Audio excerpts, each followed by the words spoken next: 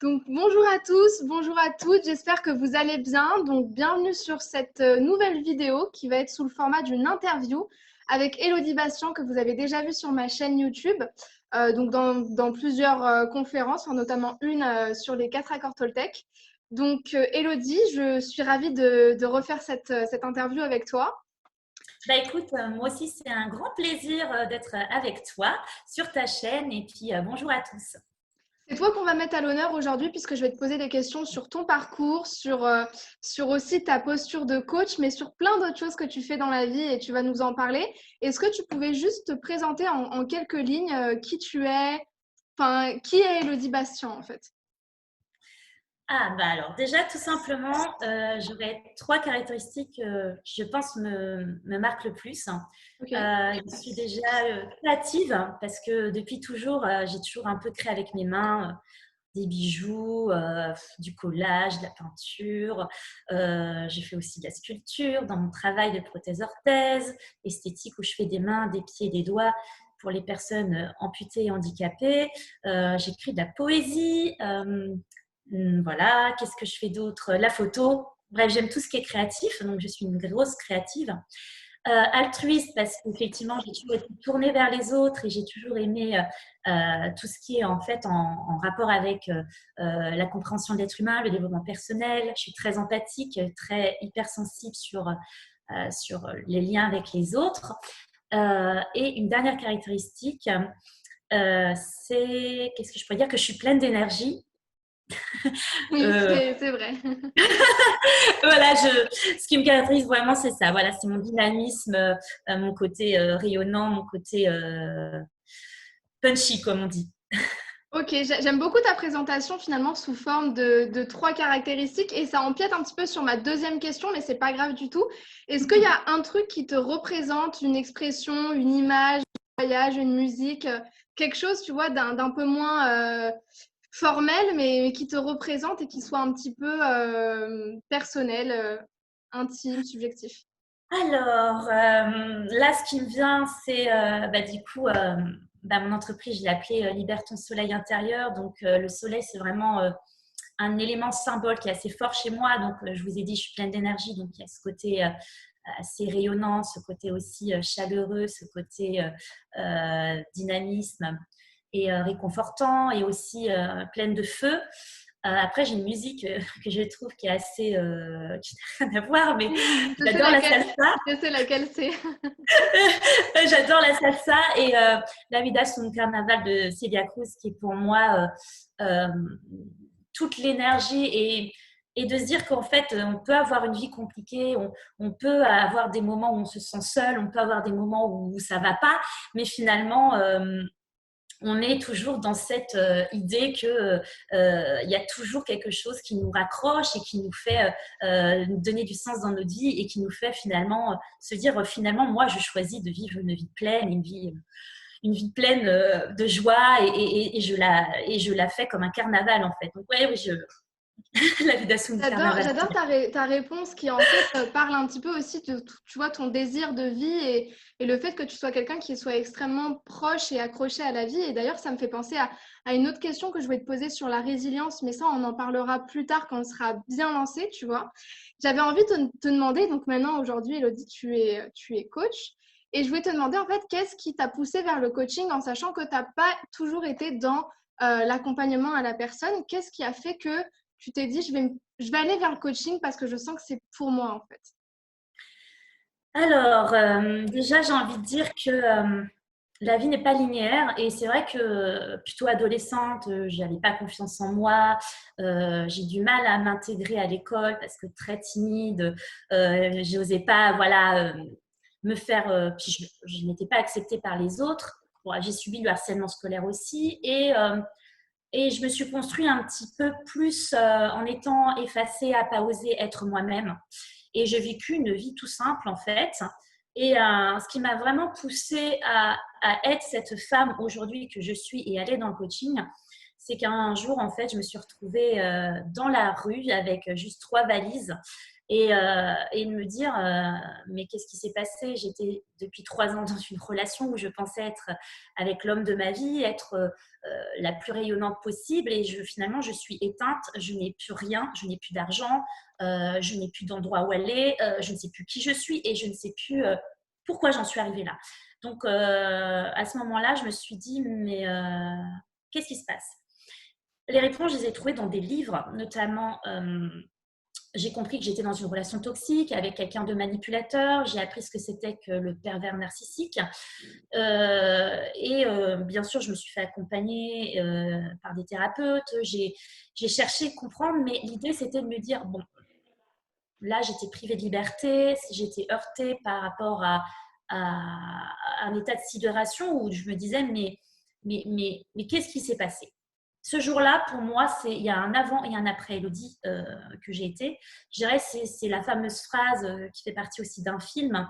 C'est, comment dire, le premier jour du reste de ta vie. C'est-à-dire qu'à un moment donné, il y a un déclic, il y a une révélation et tu te dis, ça peut plus être comme ça. En fait, ça peut plus être comme ça.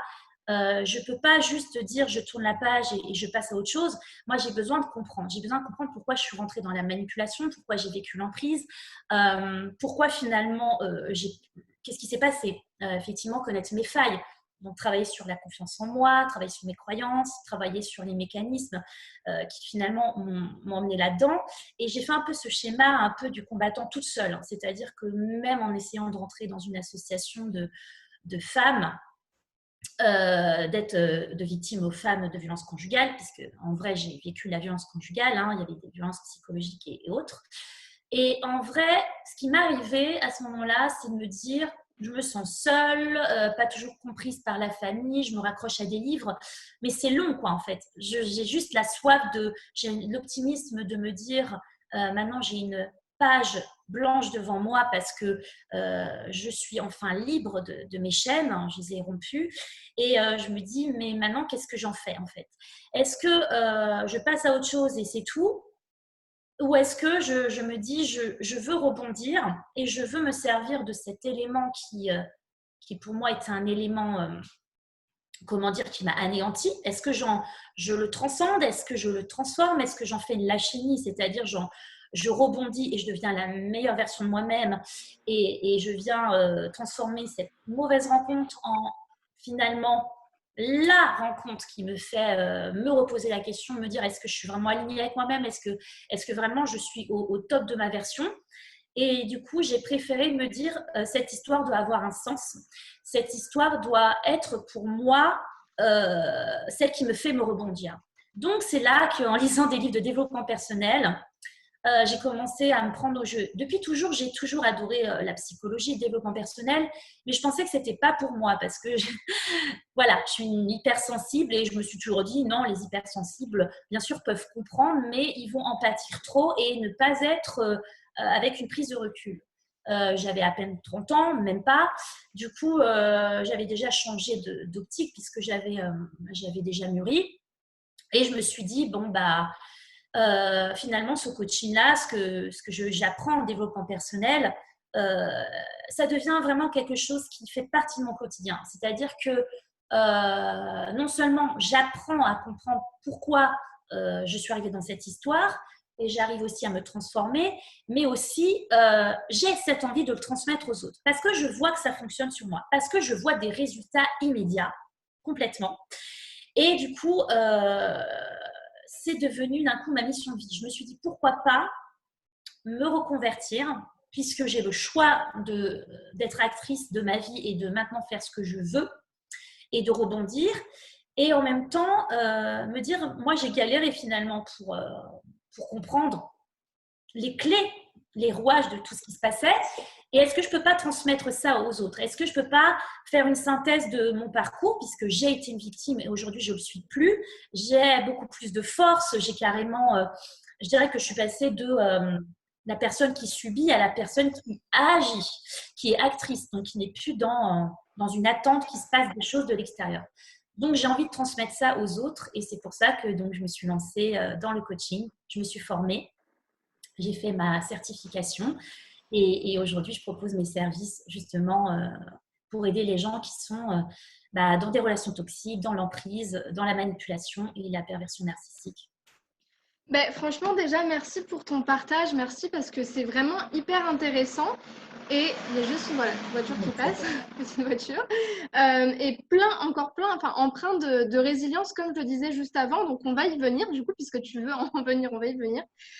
J'ai l'impression que ton parcours, il est vraiment échelonné de processus de résilience et de transformation, en fait. Et ce qui, moi, m'a surtout sauté aux yeux, tu vois, quand je t'ai demandé finalement qu'est-ce qui t'a poussé au coaching, c'est vraiment cette envie de comprendre, déjà la première étape, comprendre qu'est-ce qui s'est passé pour moi, ensuite trouver une solution, du coup, pour finalement, tu vois, faire quelque chose, qu'est-ce qui se passe, qu'est-ce que j'en fais, donc aussi trouver du sens.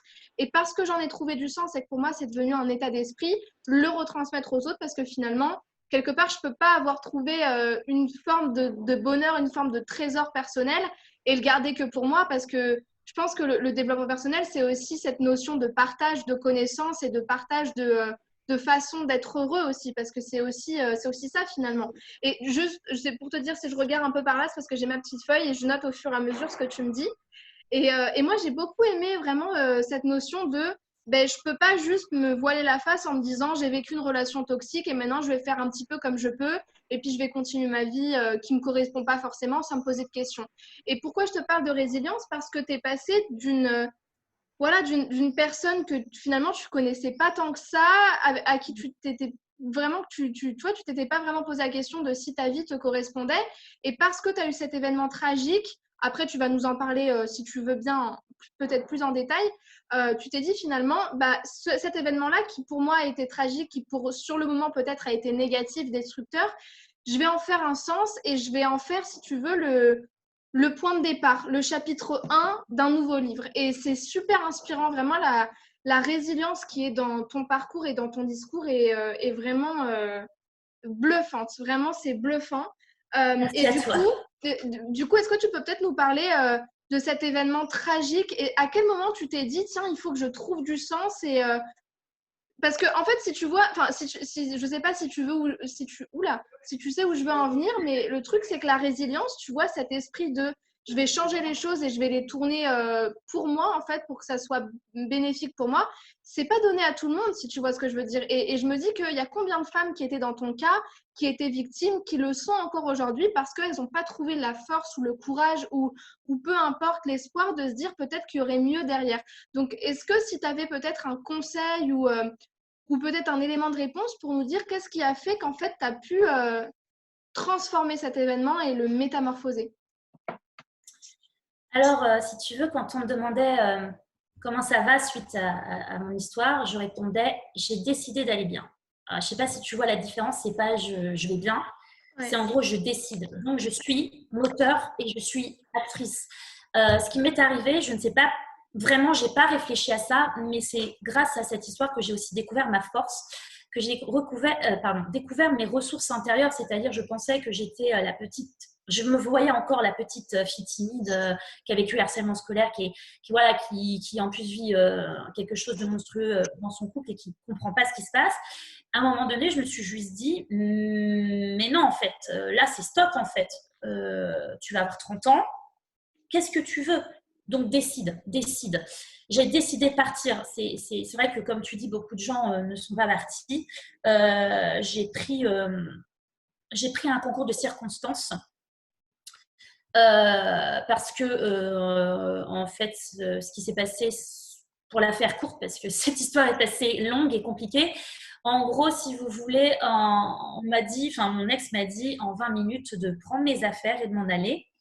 Parce qu'il ne voulait pas, si vous voulez, c'est un ultimatum, parce qu'il ne voulait pas, il voulait prendre le dessus. Je voulais partir après Noël, aller donc passer mon Noël en famille en Alsace.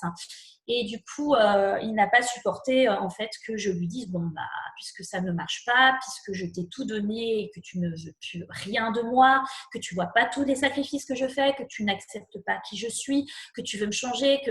En fait, je réfléchissais plus, je lui ai dit tout ça, je lui ai dit, bah, écoute, moi, je ne peux plus te donner tout ça, en fait, je suis vidée, je suis fatiguée, je ne sais plus qui je suis. Donc, c'est stop, en fait, je vais partir, mais je vais partir après, puisque je suis en vacances, après Noël. Et pour avoir le dernier mot, il m'a dit, bah, écoute, tu prends tes affaires, tu t'en vas, tu as 20 minutes, j'arrive. Et il faut que tu sois parti avant que j'arrive. J'ai pas réfléchi et je me suis dit, tu serais peut-être pas parti parce que la joue l'a fait long, parce qu'il y a eu beaucoup de coups de téléphone, beaucoup de choses pour m'impressionner. Et là, je me suis juste dit, ok, c'est un signe. Tu voulais un signe quelque part pour savoir quel est le moment. Est-ce que c'est le moment propice pour toi? Et là, j'ai décidé que c'était ce signe. J'ai dit, ok, ça, c'est un signe. J'ai 20 minutes pour partir. Il me donne un ultimatum. Eh bien, je vais faire mes affaires comme si de rien n'était. C'est-à-dire, j'ai pris tout et n'importe quoi en me disant, j'ai besoin de l'essentiel, je prends l'essentiel. Et peu importe si je suis ridicule d'appeler mes parents à 1h du matin, peu importe quoi que ce soit, à un moment donné, je me suis dit, c'est stop. Et il arrive en fait peu importe en fait, peu importe le nombre d'années qu'on a avec quelqu'un, il arrive cette étape, tu sais, où c'est la goutte d'eau qui déborde. C'est-à-dire que tu vas subir, tu vas t'adapter, tu vas accumuler les choses et à un moment donné, tu pètes un câble. Tu te dis non, je ne peux pas. Alors après, il peut y avoir des cas plus compliqués parce que ça dépend comment on est structuré aussi pour s'en sortir. Moi, quelque part, j'avais cette foi que j'étais jeune et que j'allais rebondir et que voilà. Mais j'avais la foi déjà de ça et même si j'étais pourtant au 36e dessous, hein, je veux dire, il faut imaginer que j'étais dans un état dramatique, c'est-à-dire de sidération, je ne savais plus qui j'étais.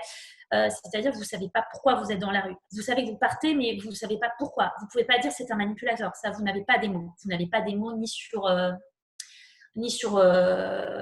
gros, la violence conjugale, les violences psychologiques. Vous n'avez pas de mots là-dessus. Ça, c'est la deuxième violence. La deuxième violence, c'est quand vous apprenez que ce que vous vivez, parce que vous avez vécu, c'est ça.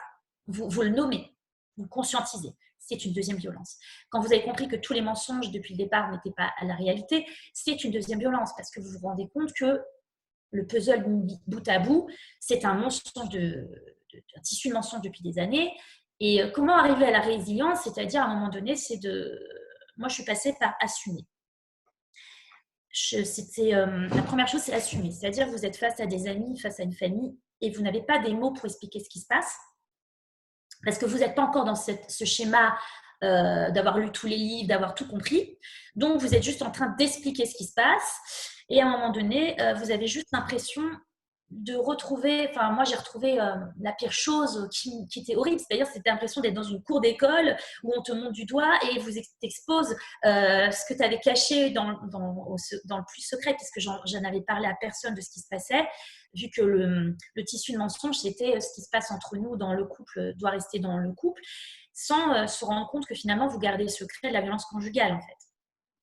Donc ça, c'est un aparté, mais en gros, pour revenir, vous avez l'impression d'être dans une cour d'école où tout le monde vous montre du doigt et vous avez le cœur à vif exposé et finalement, vous passez de « je suis discrète, je suis la femme timide, je ne veux pas qu'on me voit » à « tout le monde vous regarde et tout le monde émet des jugements et tout le monde se dit « merde, mais c'est quoi cette histoire ?»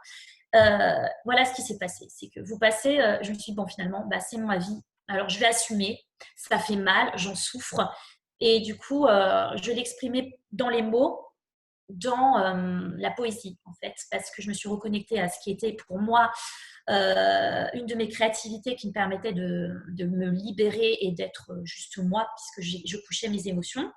La première phase, c'était d'exprimer ce que je ressentais sur ce que j'ai vécu dans la manipulation, et la deuxième phase, c'était de parler à un plus grand public, notamment de vouloir interpeller. Notamment, j'ai fait une poésie sur la violence des mots pour expliquer en détail. Non seulement je parle de mon vécu, mais je m'adresse à tout le monde en fait. Je montre. D'ailleurs, dans mes poésies, c'est là qu'on voit aussi une sorte de résilience un concept de j'ai décidé dès le départ, c'est qu'à chaque fois, mes poésies ne sont pas c'est triste, c'est triste, c'est triste. Et à la fin, on sent toujours la femme. Je vais m'en sortir, j'ai la foi, je sais que voilà, vous allez vous en sortir, je vais m'en sortir et tout le monde va s'en sortir. Il y a toujours cette soif derrière. Et ça, je ne sais pas d'où elle vient. Je pense que je peux pas vous dire que j'ai reçu cet enseignement comme ça. C'est-à-dire qu'à un moment donné, moi, je me suis dit, ok, j'ai tout perdu. Maintenant, j'ai une feuille en face de moi blanche. Je vais écrire ma vie comme je l'entends. Je vais l'enseigner comme je peux, en fait. Et donc, la résilience, si tu veux, c'est de finalement, pour moi, déjà d'assumer ma vie. Parce qu'à partir du moment où vous cachez, vous êtes encore un peu dans le déni. Vous n'êtes pas dans c'est ma vie, c'est comme ça. Maintenant, qu'est-ce que j'en fais? Comment je transforme? Parce que la résilience, c'est de revenir à un état actuel, de ce qui était avant. Ben, moi, j'ai dépassé ça. C'est-à-dire que je ne suis pas revenue à avant. J'ai décidé de transformer davantage. C'est-à-dire, je ne voulais pas juste revenir à juste aller bien. Je voulais être une femme confiante, une femme qui sait où elle va, qui elle est, ce qu'elle veut, ce qu'elle ne veut pas. Et du coup, dans cette quête d'identité, dans cette quête finalement de transformation, j'en suis même arrivée au pardon. Donc, c'est pour te dire à quel point il y a la résilience ne s'est pas juste arrêtée à juste je comprends, je travaille sur mes failles et je deviens juste une personne accomplie.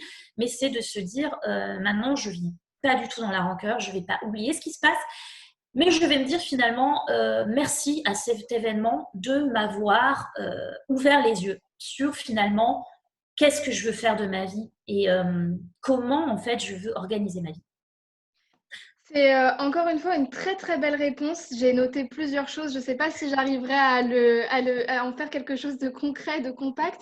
Mais en tout cas, moi j'ai noté que ta résilience, elle avait commencé dès cette nuit-là en fait. Dès cette nuit-là où tu t'es dit, puisque l'homme de ma vie me laisse tomber, puisque la personne en qui j'avais plus confiance, à qui j'avais tout donné, euh, si inconditionnellement me laisse tomber, bah, j'ai quelque part pas le choix de moi ne pas me laisser tomber justement et du coup de me prendre en main. Et du coup, c'est pour ça que moi je fais tout le temps le lien en fait entre résilience et amour de soi, mais aussi Oui. entre résilience et amour de la vie. Parce que à plusieurs reprises, en fait, tu nous parles d'avoir soif, mais d'avoir soif de quoi? D'avoir soif peut-être de la vie, ou peut-être même que cette résilience, ça vient aussi de ta survie, tu vois, de ton corps et de ton esprit qui se dit peut-être que c'est pas l'amour de C'est soi. l'instinct de survie. C'est ça l'instinct de survie. Peut-être que c'est pas l'amour de la vie, mais en tout cas, il y a un instinct de survie qui fait que l'humain a toujours envie de vivre. Tu vois, même dans les attentats, même dans les incendies, on a toujours cette espérance qu'on va continuer à vivre. Je pense que c'est pour ça qu'on a si peur quand… Non, pas toujours, parce que Non, si pas tu veux, tu as toujours. des gens qui restent sur un traumatisme et il y a des femmes qui ont vécu ce genre de violence et qui peuvent se suicider parce que ça a tellement atteint leur estime de elles. Ou alors qui passent à des actes. Par exemple, le cas de Jacqueline Sauvage, c'est qu'à un moment donné, elle ne savait pas comment s'en sortir. Si tu veux, il y a tout un truc, un processus où, à un moment donné, tu passes dans un truc où, sinon, quand tu agis, c'est de l'autodéfense et forcément, c'est pas forcément ce que tu aurais aimé au vrai. Donc, ça peut aller dans des choses, on va dire, dans des crimes ou des choses comme ça. Moi, ce que j'ai envie de dire, c'est la résilience. Oui, ce jour-là, moi, c'est un élément déclencheur, mais je pense que j'aurais pu choisir aussi de juste soit de ne pas partir, j'aurais pu choisir autre chose. Je pense que ce que je te dis, c'est juste cette histoire de goutte d'eau où à un moment donné, tu te dis, en fait, si je reste, je sais plus comme je sais plus qui je suis, je sais pas ce que je vais faire. C'est-à-dire qu'à un moment donné, peut-être j'ai ce besoin de me retrouver, de me dire en fait, je me reconnais pas. Ce besoin-là que je me suis dit, qu'est-ce qui se passe? Je veux me reconnecter et je me suis dit, en fait, quitte à perdre l'homme de ma vie, juste pour être juste 2 secondes moi-même, j'ai besoin de partir. Oui, et je ne sais pas si toutes les femmes, je ne voudrais pas parler en leur nom, et je ne sais pas si toutes les femmes, si tu veux, si toutes les femmes passent par ce stade-là, parce que tu peux aussi passer par le fait de se dire, en fait, il a raison, je suis naze et je vais pas rebondir. Mais moi, tout de suite, j'ai cru que j'allais rebondir. Je me suis dit, je décide. Quand je te fais un retour, je parle vraiment de toi, tu vois. Donc, je ne vais pas parler au nom des autres femmes, je parle vraiment dans toi. En fait, j'essaie de rentrer, de moi. on va dire, dans ton processus interne et j'essaie de comprendre, en fait, qu'est-ce qui s'est joué. C'est pour ça que, justement, je voulais revenir sur cette notion de goutte d'eau dont tu nous as fait part tout à l'heure. Et tu me dis, en fait, et quand t'en parles, tu dis, oui, mais en fait, pour moi, le fait qu'il veuille encore une fois avoir le dernier mot sur moi, pour moi, ça a été la goutte d'eau, ça a été la limite. Et justement, et tu as très juste, tu as tout à fait raison quand tu nous dis, mais finalement, la goutte d'eau, pour certaines femmes, elle n'arrive jamais. Parce que toi, ce que tu vas considérer comme étant une limite, comme une goutte d'eau, pour d'autres femmes, elles vont se dire, en fait, pourquoi pas une fois de plus, en fait. Et pour autant, la goutte d'eau, elle peut être très différente chez différentes personnes. Voilà, on peut le vivre, mais on peut le vivre à des années différentes. selon en fait notre quota de ce que l'on peut supporter. Il faut savoir que j'ai supporté beaucoup, mais à un moment donné, je me suis juste dit non, je comprends pas. Et peut-être ce besoin de comprendre, en fait, de ce besoin de contrôler aussi la situation, à un moment donné, de se dire, en fait, non. Je me reconnais pas cette femme qui est rentrée dans cette relation, puisque je ne suis plus celle-là qui est heureuse et satisfaite, puisque je pleure tous les soirs, puisque j'ai peur, puisque finalement, je vis dans l'insécurité la plus totale. Donc, je crois que la résilience, elle est arrivée pour moi parce que à ce moment-là, comme je te dis, il y avait un point de non-retour. Et peu importe, hein, je me suis fait harceler. Il y a eu beaucoup d'épisodes ensuite parce qu'il a essayé de me récupérer, et il a essayé de m'impressionner, il a essayé de me détruire. D'une autre façon, parce que j'avais pris ma liberté. Mais je suis restée dans ce cap. Et ce qui est important, et si j'ai un conseil à donner à toutes les femmes, c'est que vous savez que vous êtes vulnérable. Moi, je le savais quand j'étais dans la rue et qu'il se pointait, je savais que j'étais vulnérable. Le seul conseil que je leur donne, c'est que choisissez-vous. Choisissez-vous parce que, en fait, à un moment donné, vous êtes seul. C'est pas vos parents, c'est pas la famille, c'est pas vos amis. C'est vous qui décidez. C'est pour ça que le mot décider est important. C'est vous qui décidez de se dire oui, il va m'harceler, oui, il va me faire du mal, ou oui, il connaît mes failles et je suis encore déstabilisée parce que quand je vous parle de ça, c'était juste un mois après ma rupture, donc j'étais encore sous l'effet de la compréhension de qu'est-ce qui s'était passé, donc j'arrivais pas à mettre des mots partout. Et donc oui, vous êtes fragile, mais continuez à vous dire que, en fait, si vous décidez, vous verrez qu'il le comprendra. Parce que finalement, j'ai juste répété 3 ou 4 fois la même phrase, textuellement. Tu ne m'as pas respecté, je t'ai tout donné, tu n'as pas compris, maintenant c'est fini. Je ne veux plus. Tu n'as pas compris tout ce que j'ai fait pour toi. J'ai répété ça 4-5 fois. Il est parti. Pourquoi ? Parce qu'à un moment donné, comme il voit que vous n'êtes plus sous emprise parce que vous avez décidé, vous voyez ce que je veux dire ? Il voit que vous n'êtes plus infiançable. Et pourtant, il voit que vous êtes fragile. Il le voit. Mais il voit aussi que votre discours n'est plus le même. Et ça, c'est important. Ce que j'ai à vous conseiller, c'est important, c'est de vous raccrocher et de vous dire non, en fait, derrière, là, je vis un moment très difficile, mais derrière, il y a la future vie. Celle que je peux mettre en action. Et c'est ça que j'ai envie de vous dire, c'est que l'instant T est toujours très difficile, peu importe ce qu'on vit. Tu parlais d'attentats, etc. L'instant T, je pense, quand tu as vécu quelque chose de très compliqué, mais je me raccroche à ce que je dis par rapport à mon histoire, mon instant T était compliqué, mais je voyais que derrière, ce qui était plus important, c'est déjà que j'avais retrouvé ma liberté et que d'avoir cette liberté, je pouvais construire derrière le chemin de vie qui aujourd'hui est ce qu'il est pour moi. Ta réponse, elle est Je ne sais pas si c'est une, une réponse assez compréhensible pour toi, mais… Je pense que c'est compréhensible pour toutes celles qui passent par là et qui sont passées par là, cette notion de je vais pas bien à l'instant T, je suis fragile, je suis perdue, mais il y a quelque chose de plus fort que moi qui fait que je vais me choisir parce que je me sens seule, en fait. Et ton conseil, il est très bon. Et c'est pour ça que pour moi, ça sent l'amour de soi, tu vois, qui sous-tend. Et d'ailleurs, pour moi, le fait que tu t'es choisi, ça commence aussi quand tu nous dis finalement, j'ai décidé d'assumer mon histoire. Parce que, en fait, à partir de là, tu prends possession de quelque chose qui ne t'appartenait pas ou en tout cas qui ne semblait pas t'appartenir. Et à partir du moment où tu choisis d'être la risée de tout le monde, de ta famille, de tes amis, parce que ça t'est arrivé, tu choisis aussi de prendre ta liberté et de prendre aussi ta responsabilité sur ce qui s'est passé, en bien comme en mal, tu vois.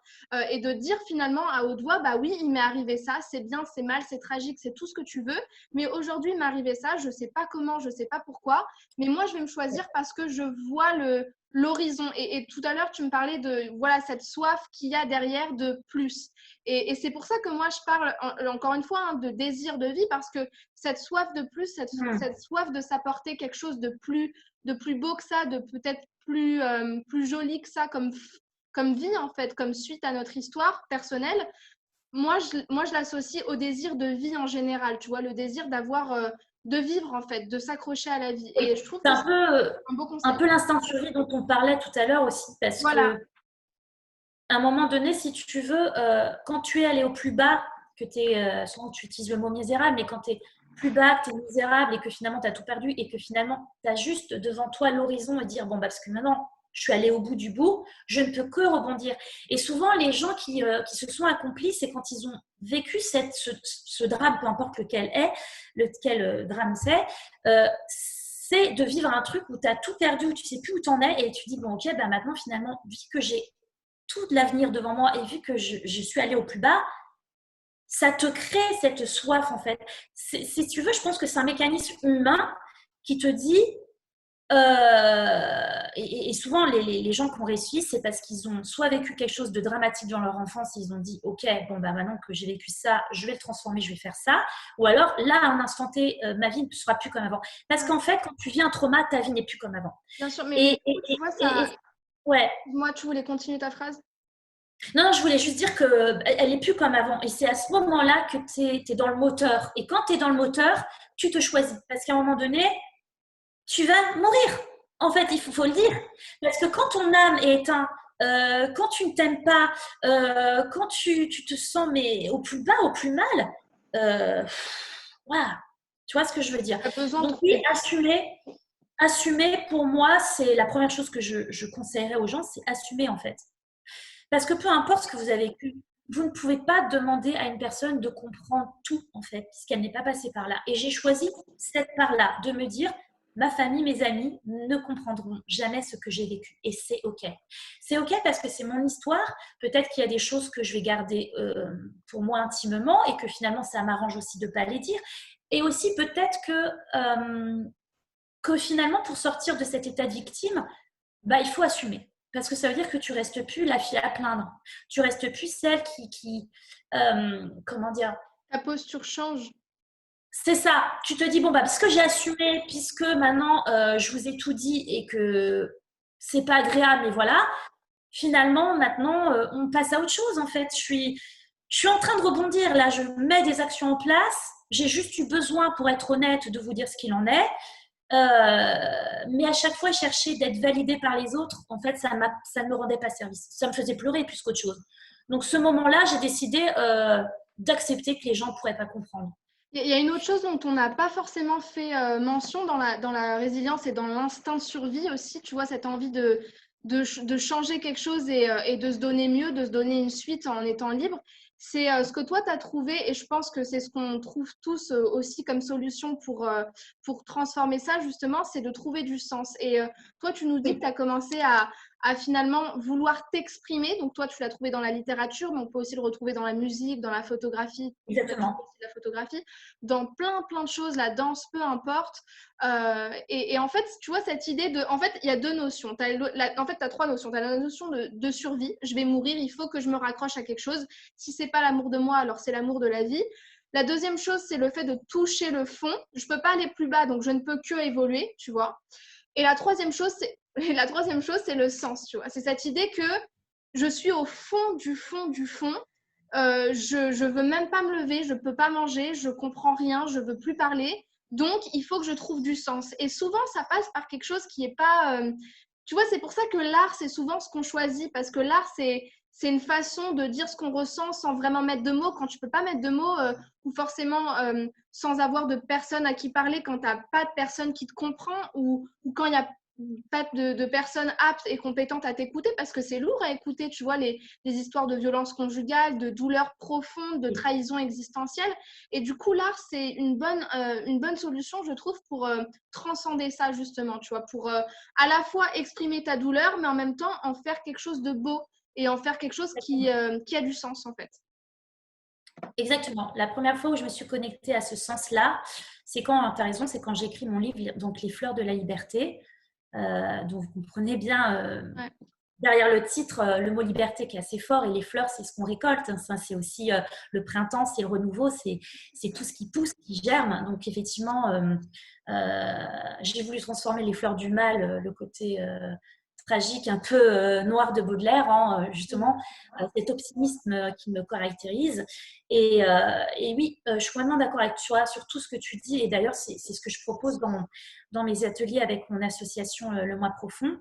En fait, c'est des ateliers donc, de développement personnel créatif où justement on travaille à travers des supports. Ça peut être du collage, ça peut être de la peinture, ça peut être de la sculpture, ça peut être de l'écriture et on retravaille toute cette sensibilité, toutes ces choses qu'on peut exprimer autrement pour se connaître davantage, travailler peut-être sur la confiance en soi à travers ce qu'on exprime et aussi ses émotions. Et moi, ça m'a permis de me libérer dans mes émotions. Ça m'a permis, en fait, vous savez, quand on crée, on produit quelque chose qui est physique. Donc, en fait, ce n'est pas que de l'âme, ce n'est pas juste des réflexions, ce n'est pas juste des paroles, en fait. À la fin, quand j'ai fini mon poème, par exemple, il s'était passé un détachement. C'était sur une page. C'est tout un processus, si tu veux, de réflexion, mais qui sort de toi. Et à partir du moment où j'ai totalement publié ce livre, il y avait déjà une part de moi, donc c'était genre, on va dire, 2 ans après, une part de, ça y est, mon histoire, j'ai fait le tour, je l'ai nommée, j'ai mis des mots, je l'ai transcendée parce que la poésie, c'est aussi quelque chose de beau. Ouais. C'est-à-dire tu peux choisir des mots pour le sublimer, tu peux choisir de... J'ai pu parler de la violence des mots, j'ai pu parler de violence conjugale, mais si tu veux, de le transformer. Et en le transformant, donc ça peut être, il y a des artistes qui peignent par exemple, quand tu transformes ça et que tu le mets dans la matière, tu fais de la musique, peu importe en fait, tu te rends compte que c'est à l'extérieur de toi.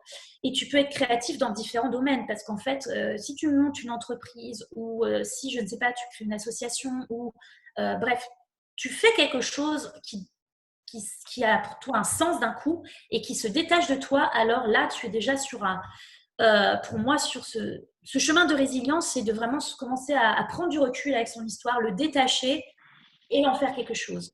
Ouais. Et en plus, pour un lien public, parce que quand les gens font des associations ou une entreprise, ou moi, comme par exemple le coaching, quand ça m'est arrivé, cette idée de transmettre et d'aider les autres, là déjà, il y avait un sens qui sortait de mon histoire, mais qui était aussi rallié à une histoire commune, en fait, avec d'autres gens.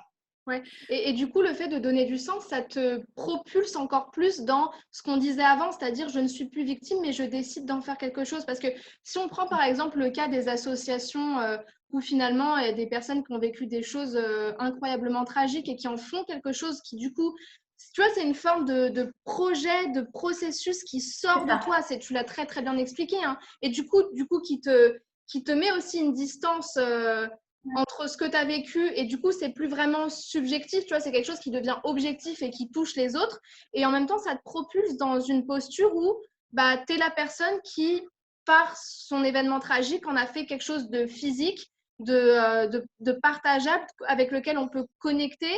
Et puis en même temps, tu vois, il y a cette posture de bah, je m'en suis détachée et du coup, je suis plus seulement ça, en fait. Parce que, ah oui, ça, un truc, c'était quelque chose complètement.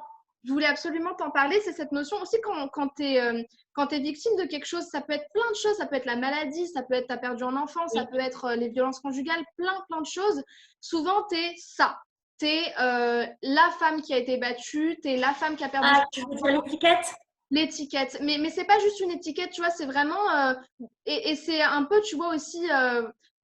j'allais dire le danger, mais le danger des autres surtout, parce que quand tu veux t'exprimer et que les gens avec qui tu t'exprimes ne sont pas forcément compétents pour comprendre ce que tu traverses, et je pense aussi que bah, tu as dû le voir aussi dans ton parcours, tu nous en diras un peu plus si tu veux, mais tu es souvent étiqueté comme que ça. Et c'est important aussi, tu vois, de créer du sens et peut-être créer quelque chose de physique parce que ça te permet justement, comme tu as dit, d'en sortir et de plus être juste ça, d'avoir créé ça, tu peux le laisser de côté et puis après de poursuivre ta vie en fait.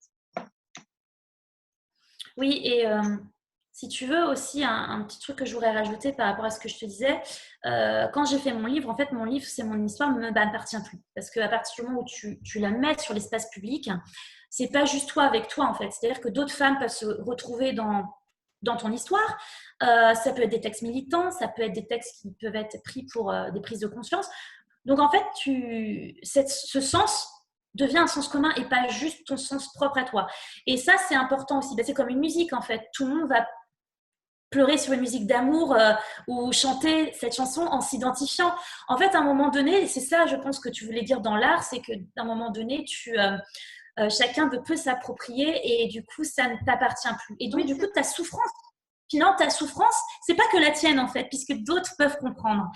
Ouais. Donc, c'est encore différent. Mais moi, ça m'a fait, oui, ça m'a libérée, ça m'a transformée. Et effectivement, après, Après, c'est plus le coaching après qui a été vraiment la quête de sens. C'est pourquoi.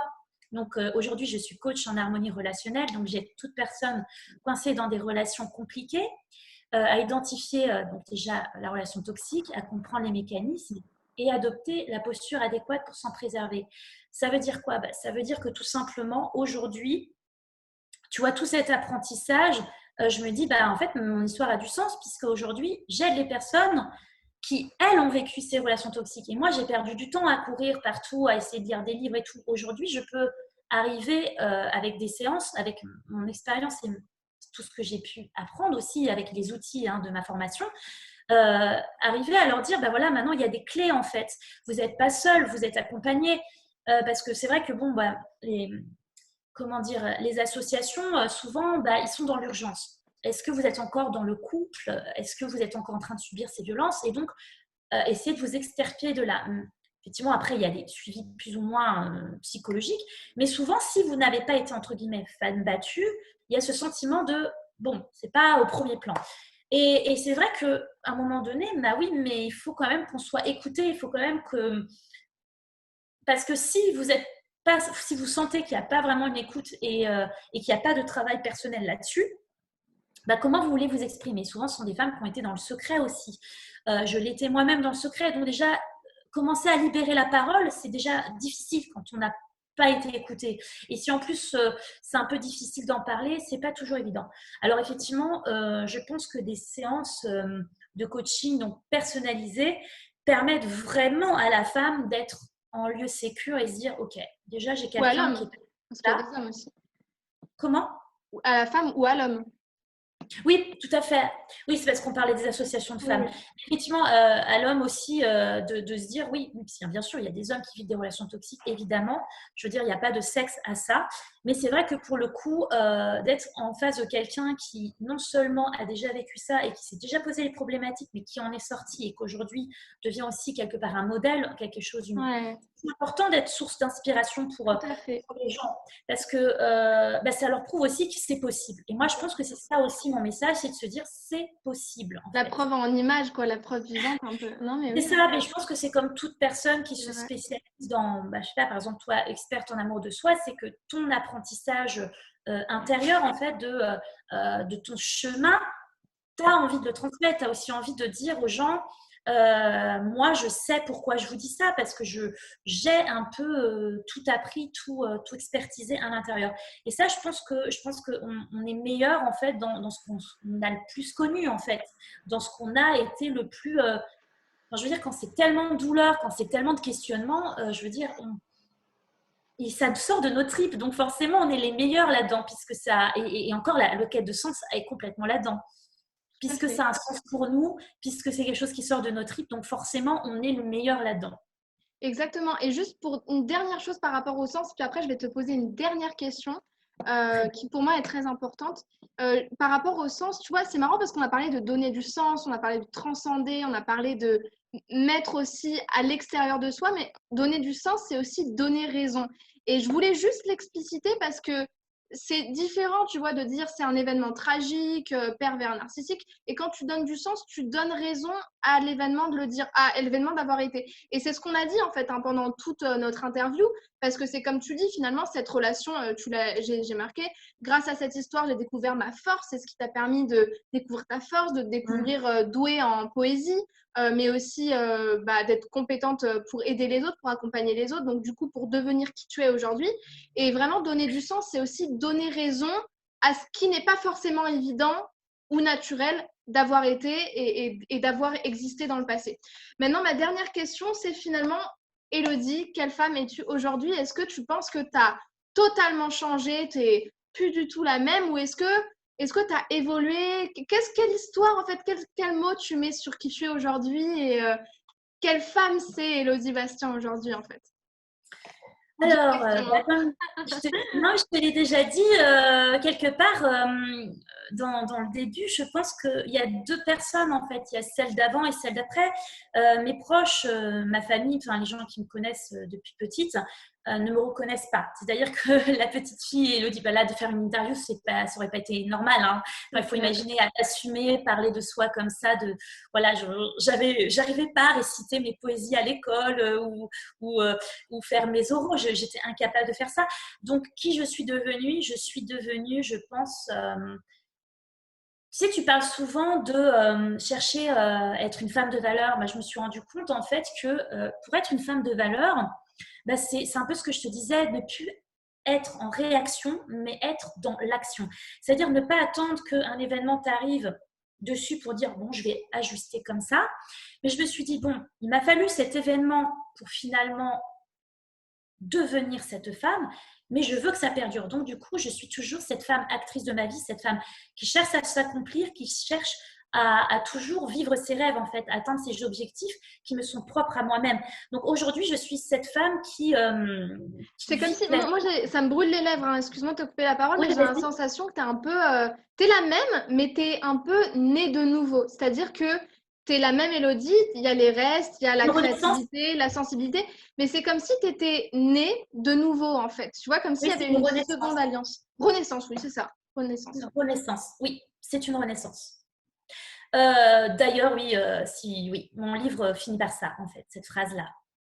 Puisque le poème, c'est ma naissance, ta naissance est une renaissance. Donc, quand mon neveu est arrivé, j'ai symbolisé la naissance, en fait, cette arrivée, cette attendue de ces 9 mois d'attente, en fait, de cet enfant-là. En même temps, moi, ma renaissance. Et, ouais. Et du coup, qui finit par le titre qui utilise le mot les fleurs de la liberté, et tu obtiendras les fleurs de la liberté. Pour moi, oui, c'est une renaissance complètement. Et j'ai envie de dire, j'aime la vie que j'ai aujourd'hui.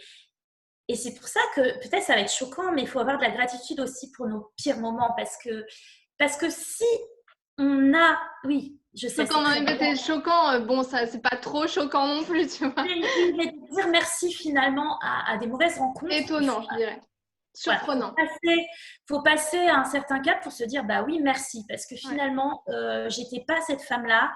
Je me suis donné cette possibilité finalement de transformer, parce qu'on a toujours notre part d'action évidemment, mais je me dis oui, bah oui, j'ai de la gratitude finalement de ne pas avoir eu que des choses tout roses, parce que finalement dans ces choses aussi toutes noires, j'ai réussi à me dépasser et à connaître ma force. Et ça, c'est important. Je pense que j'aurais